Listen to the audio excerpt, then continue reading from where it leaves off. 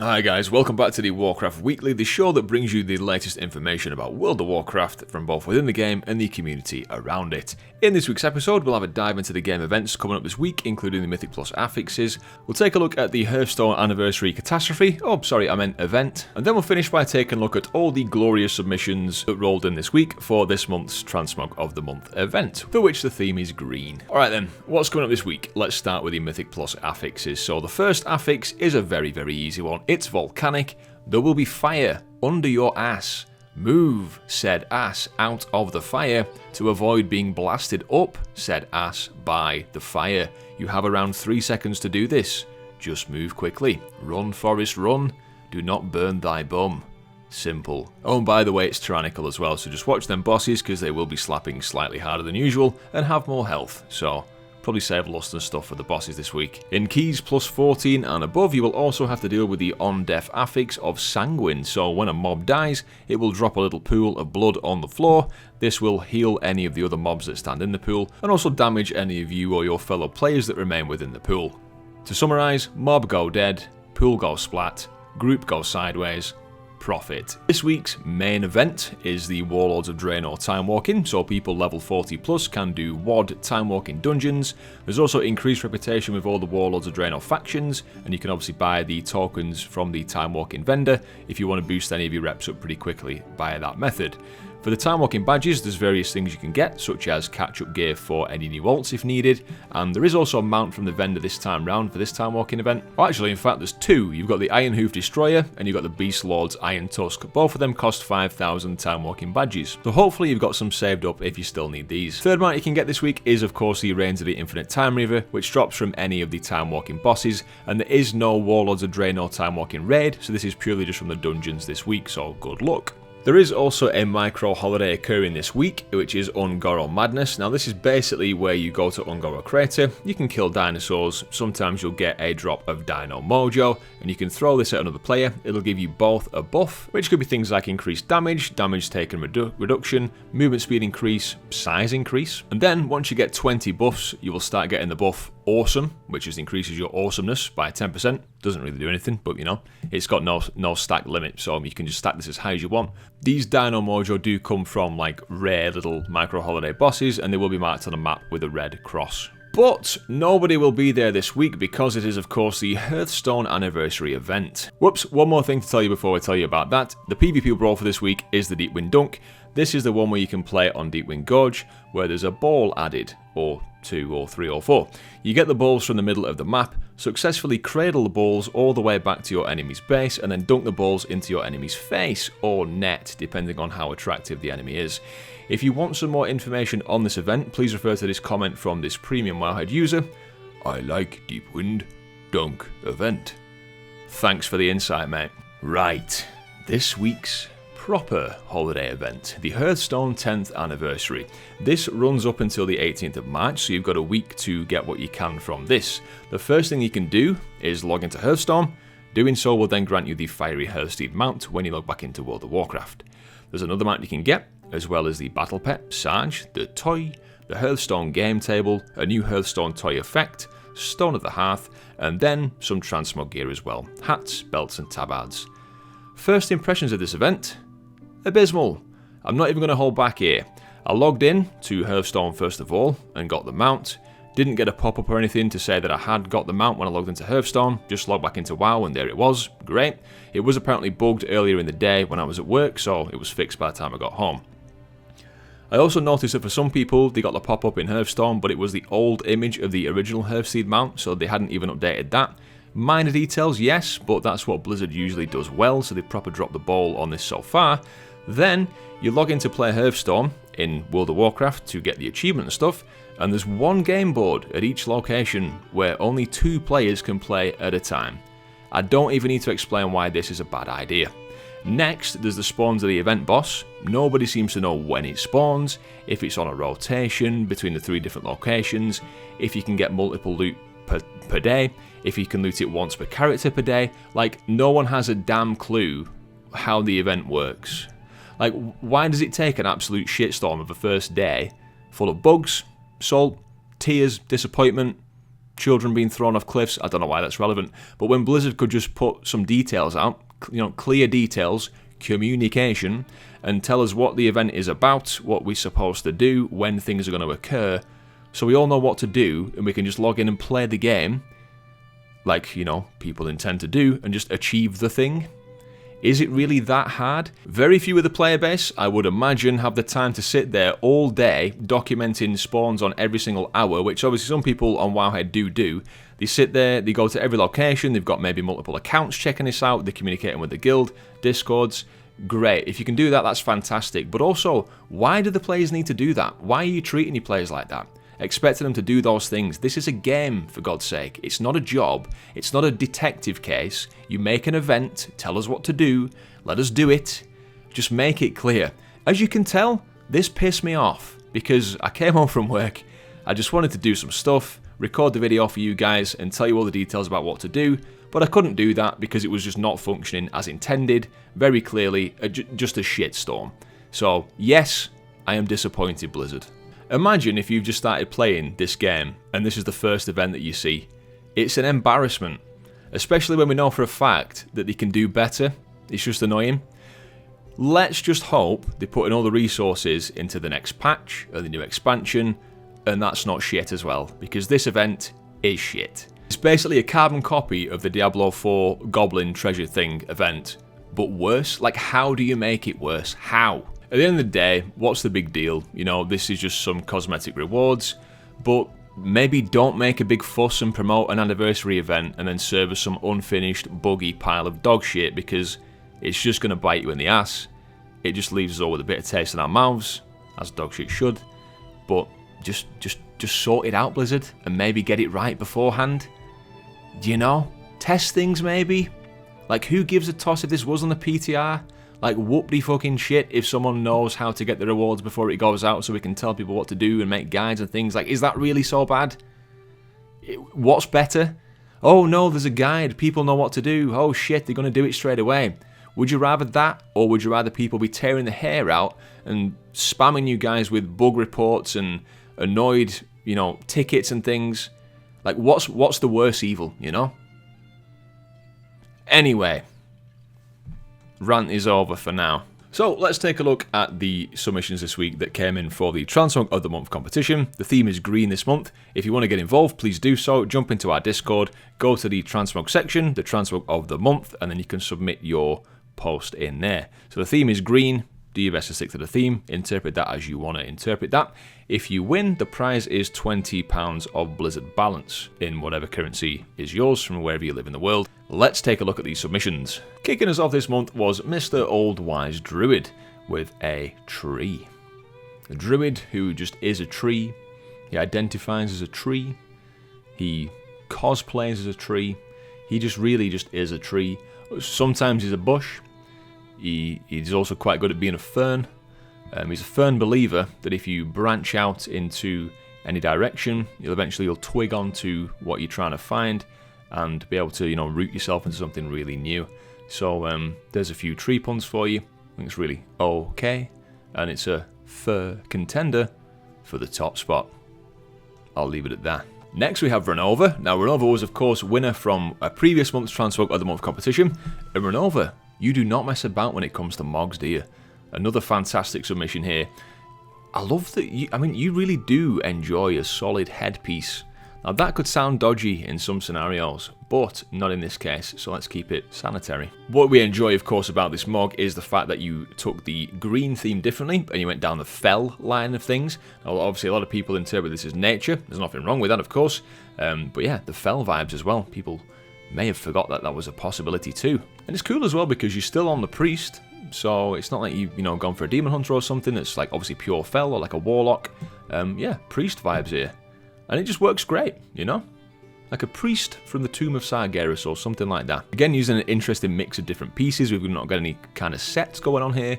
And yeah, I just think it's brilliant. Works very, very well with the Draenei with the green eyes too. Nice touch. Next we had Fridge from Dalaran NA. Now, yeah, I mean, the green NPC with this kind of look, it is, isn't it? Like, again, I do quite like the transmogs that do look like NPCs, and you know, the ones that are really convincing as well. Like, if you saw them walking past, or if you was to say, like, go into an instance or something where there's some NPCs doing some stuff, if this was one of those, it just wouldn't feel out of place. It'd feel quite natural. So I like the Mog overall, and that bow, it's something that you don't really see often. I think that's from, is that from like Zul'Gurub or something like that? From like way back in the day. But yeah, pretty cool bow, a nice set overall. Good submission, mate. Now then, something a bit different here from Patrius. Now, I've got to say on this one, mate, it's a good submission, but we do need to see the Transmog list. So if you're watching this video and you want to be counted for the potential win, please do drop the Transmog list into the Discord as well. It just doesn't matter about the order, just drop it in there so we can see what items you've used on this set. Now, I know straight away, looking at the chest piece there, you've got the Dragon Rider's harness. Very sought after chest piece there, really cool, because obviously you get the tattoos. One thing I'm not seeing yet is those wings from the Dragon, what the hell is it called? Dragonflight Collector's Edition, those wings you can get, on a Goblin. It actually looks like they're genuinely your wings. It's something that's quite odd, really. And I'm going to guess this is a Survival Hunter too, because it's male, and you've got the pole arm, so got to be a Survival Hunter, right? I don't think it could be anything else. But it's nice, mate, yeah, like the colours of the boots and stuff, and the gloves and the helmet, they've got a bit of sort of grey, brown going on. The green vibe, you've got the enchant on the weapon there, the green wings, the green ears. It's a green goblin, for goodness sake. It's all green. It's an abomination. But it fits the theme, and it's brilliant, so well done. Next up we had Lohan, and you said that your monk is glowing, so maybe your name should be Glowhan. Thought I'd throw that one in there for you. And this is brilliant as well. Like, look at the tabard and the hood. Now, did they come together from the trading post? Because the colours are absolutely bang on there. I'm not sure if they did, but even still, it's a nice combination. You've also got the belt. Oh, now somebody a while back, I forget who it was now, but had a knack of getting, it was Cardi, Della, or Slim. It was one of those three names. So if you're watching, mate, I remember. But the thing with the belt and the tabard tying together so nicely, because this belt looks like it's from, say, the Sepulchre of the First Ones or something. The bit that dangles down flows really nice with the tabard. It almost looks like it's the same piece of, you know, gear, but it isn't, which is clear from that. Brilliant monk set. You know, you've got the little bowls going on. We all know monks love their bowls.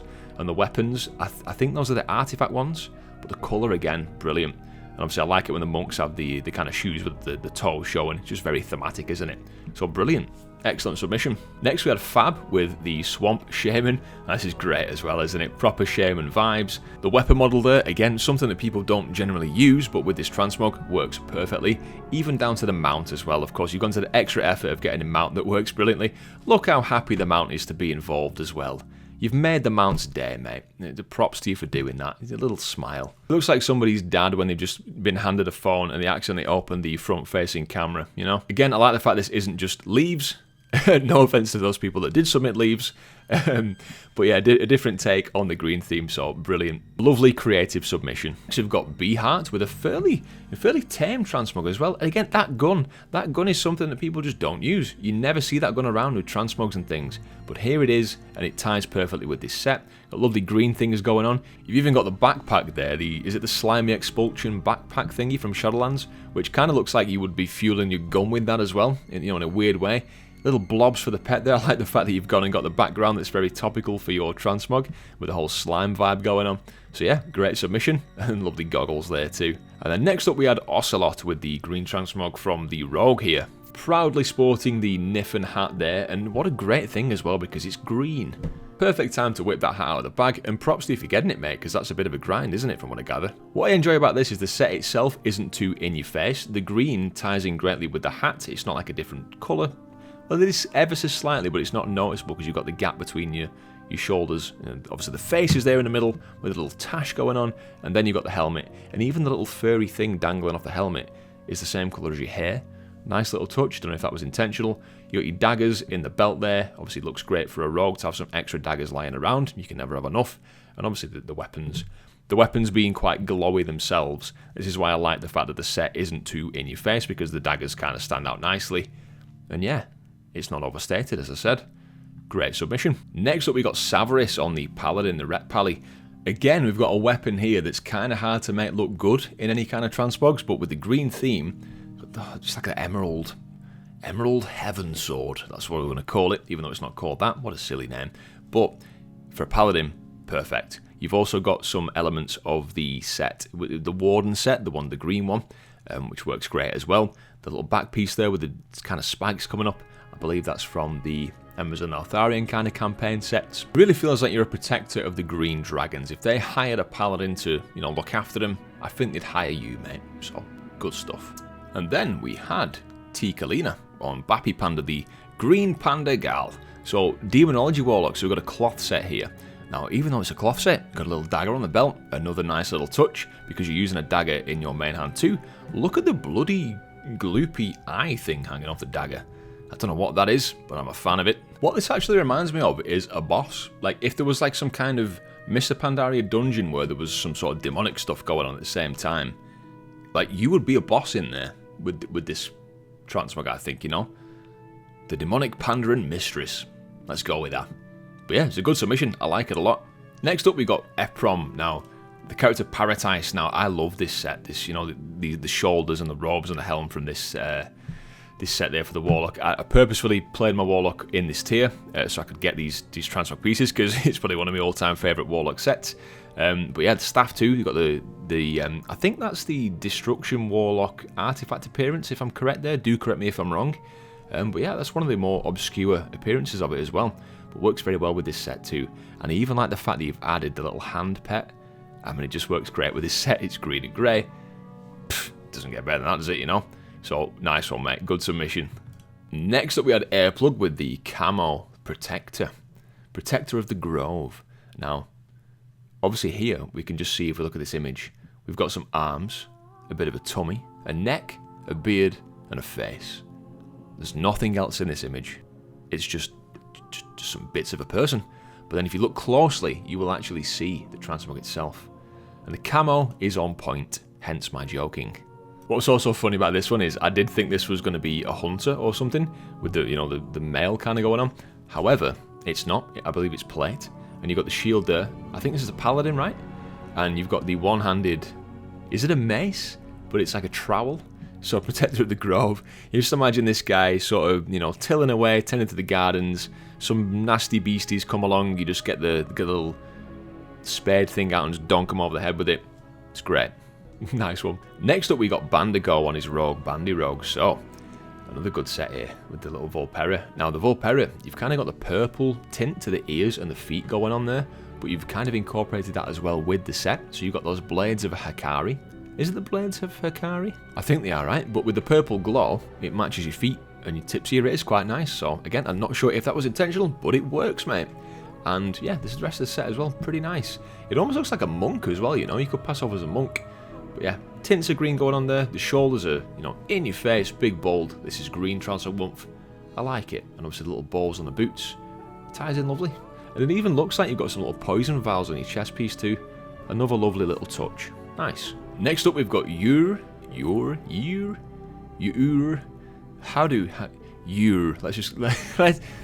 Ur. I'm just going to say it one more time for dramatic effect, but Ur. Let's go with that, okay? I feel like I'm drunk or something. What's going on? So we've got the Windwalker Monk here. Wow, had a minor stroke there. So I really like this a lot because you've got the green in there, but you've done it in a subtle way. Again, monks plus balls. I told you, didn't I? You've got the balls there on your left shoulder. And the lightning effect with the weapons. Now, I'm not sure if that's from the weapons themselves or if it's like the Mongoose enchant or maybe even the Colossus one. I think that also flashes in a similar way. The mask is very, very cool. Like the little green effect that comes on the mask there with the little eyes. Kind of creepy. Very, very cool. And another little touch of green on the belt there. This is a great mog. Again, like, it does make me think of a Mr. Pandaria dungeon boss or something like that, I'm a big fan of this. Well played. And last but not least for this week, we have Zibby, or Sibby, on the Demon Hunter here. Now, we all know that Demon Hunters typically only use 3 keys on their keyboard to complete their rotation. So, Sibby has followed the same theme with her transmog and only used like 3 items, 2 weapons, and a skirt. Now, we also know from Demon Hunters, they have sacrificed everything. Now, also, Sibby went even further, sacrificing her shoulders, cloak, braces, shirt, belt, and gloves. But we can't really blame Zibby that much for this transmog because, as you can see, this was done as Zibby was blindfolded, so that kind of explains why it's as terrible as it is. I'm just kidding. I've said in the past that I'm a fan of a simpler transmog, and that is very true. The dress here looks great. I mean, look at the tattoos. I'd forgotten that demon hunters can have these kind of green tattoos that glow so nicely, so works fantastically with the dress and obviously the weapons, keeping the green vibe going. But the dress, unfortunately, is teal, so you have been disqualified. Just kidding. So guys, thank you so much for all of the Transmog of the Month submissions so far. I think that's maybe the most we've had in the first week, so great stuff, guys. Love to see it. Thank you for all the effort that you guys put in. And thanks for watching the video. That does conclude this week's episode. Thank you very much for watching. If you have enjoyed the video, please do leave it a like and consider subscribing to keep up with the Warcraft Weekly and all the other guides and content from me that will be coming over these next few months and going into the future. I've been LaserBeast, guys. Have a great week, and I will catch you next time. Cheers.